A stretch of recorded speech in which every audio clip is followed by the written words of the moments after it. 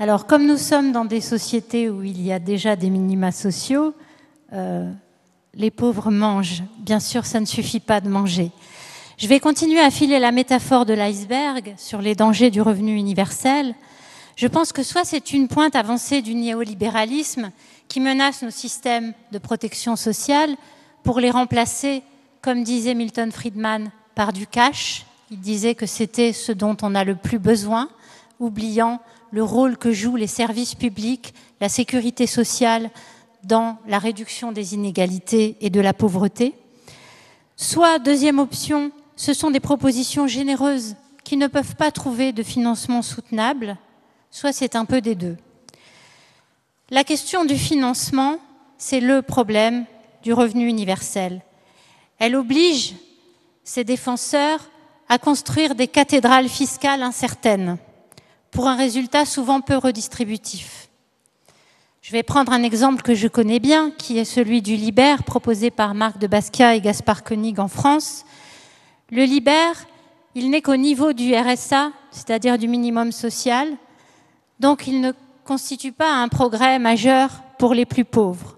D'autant plus que certains ménages particulièrement exposés à la pauvreté gagneraient moins avec cette proposition, à savoir les familles monoparentales dont le taux de pauvreté a pourtant augmenté avec la récession. Le financement de ce Liber, c'est une libertaxe qui est un impôt non pas progressif, mais proportionnel. Donc, un impôt qui n'est pas redistributif.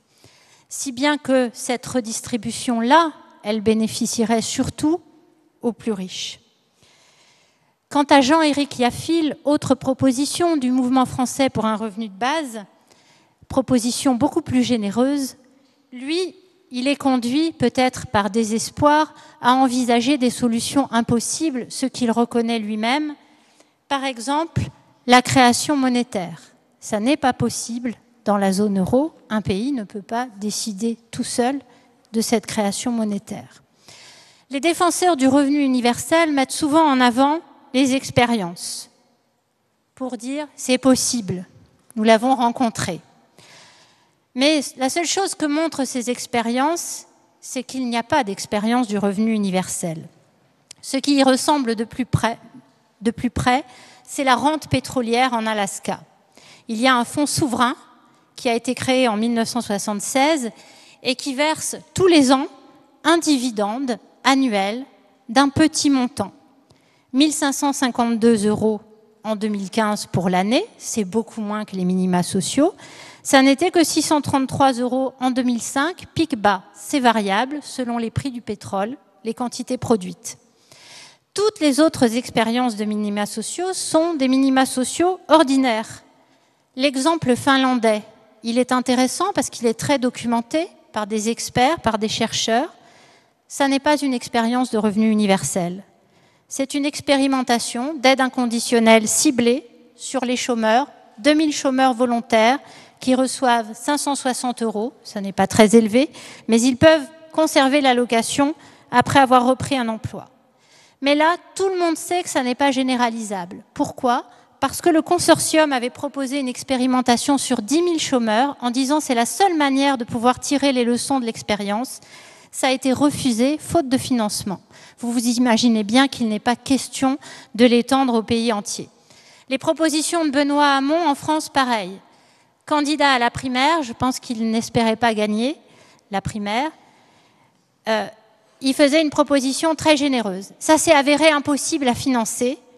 Une fois qu'il a gagné la primaire, il a complètement révisé sa proposition, qui est devenue une garantie de revenus qui améliorait, bien sûr, c'est une avancée, les minima sociaux actuels.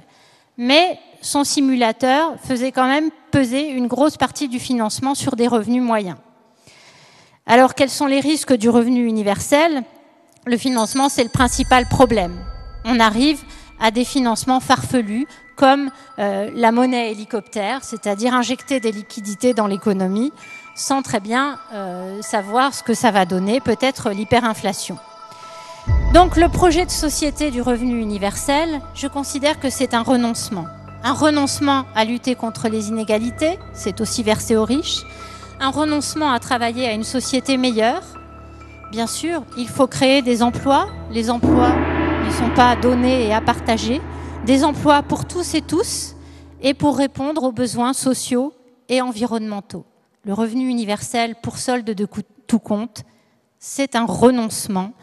Ça ne libère que les riches du souci des pauvres. Merci.